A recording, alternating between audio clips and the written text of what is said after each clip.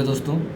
तो आज हम लोग जेईई मेन से रिलेटेड एक प्रॉब्लम को डिस्कस करेंगे। जैसा कि आपको पता चल रहा होगा कि ये हमारा प्रॉब्लम किस चैप्टर से है, मोल कॉन्सेप्ट। अब मोल कॉन्सेप्ट हमारा इसका टॉपिक कौन सा है, लिमिटिंग रिएजेंट। अपन को यहाँ पे रिएक्शन क्या दी गई है कि कोई भी हमारा कैल्शियम मेटल है उसकी अपन रिएक्शन किससे करा रहे हैं, किसी भी एसिड के साथ। तो अपन को ये चीज़ पता है कि कोई भी अगर हमारा मेटल है, अगर उसकी रिएक्शन अपन किससे कराते हैं, बोलो एसिड से, तो वहाँ पे हमारा क्या बनता है, बोलो सॉल्ट। और कौन सी गैस रिलीज होती है, बोलो वहाँ पे हमारी H2 गैस क्या होती है, हमारी रिलीज होती है। अब सबसे पहला काम क्या करो, इस रिएक्शन को बैलेंस करो। तो बताओ यहाँ पे हमारे कितने मोल HCl हो जाएंगे, 2 मोल। अब दिया क्या गया अपन को 14 ग्राम ऑफ कैल्शियम। इसका मतलब कैल्शियम की यहाँ पे अमाउंट अपन कितनी दी गई है, बोलो यहाँ पे 14 ग्राम। अब कैल्शियम की अमाउंट 14 ग्राम दी गई है, is allowed to excess of HCl। इसका मतलब HCl यहाँ पे किस में हो गया, बोलो एक्सेस में। अगर HCl हमारा एक्सेस में हो गया तो इसका मतलब कैल्शियम यहाँ पे क्या हो गया, बोलो हमारा लिमिटिंग रिएजेंट। आई थिंक ये बात सबको क्लियर हो गई।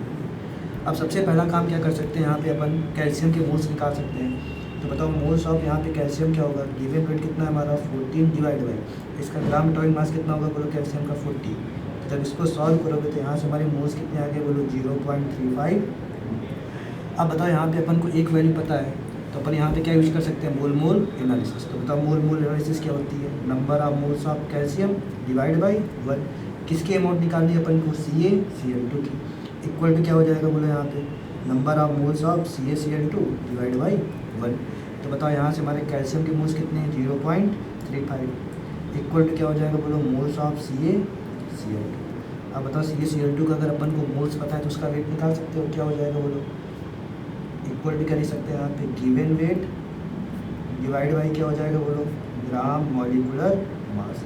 तो यहाँ पे इसका वेट मोल्स कितने दिए गए हैं, 0.35। इक्वल टू क्या हो जाएगा, बोलो यहाँ पे गिवन वेट डिवाइड बाई, बोले इसका ग्राम मॉलिक्यूलर मास कितना होगा, क्लोरीन का कितना होगा, 2 क्लोरीन 71, और ये हमारा कितना है 40। कितना हो गया, बोलो यहाँ पे हमारा 111 हुआ कि नहीं हुआ।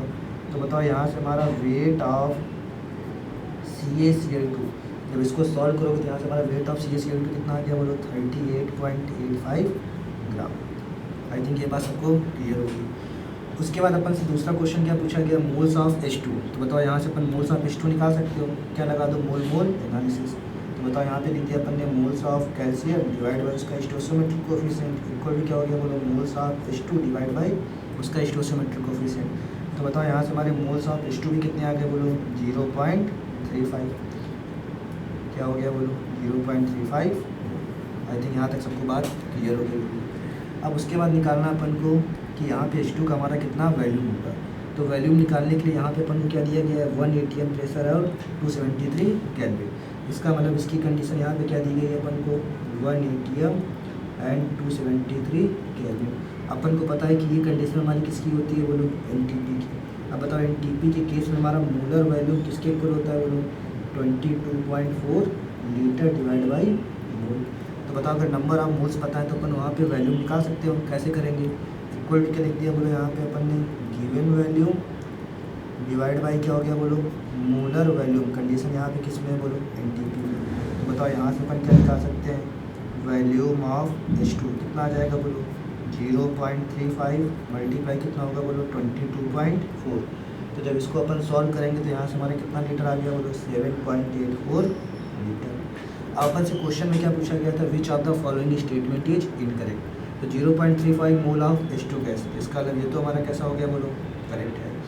7.84 लीटर ऑफ H2 गैस, ये भी हमारा कैसा हो गया, बोलो करेक्ट है।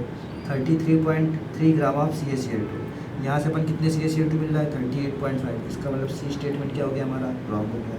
कैल्शियम इज लिमिटिंग एजेंट, इसका मतलब कैल्शियम यहाँ पे क्या है, हमारा लिमिटिंग एजेंट। आई थिंक ये बात सबको क्लियर हो गई होगी। Thank you very much.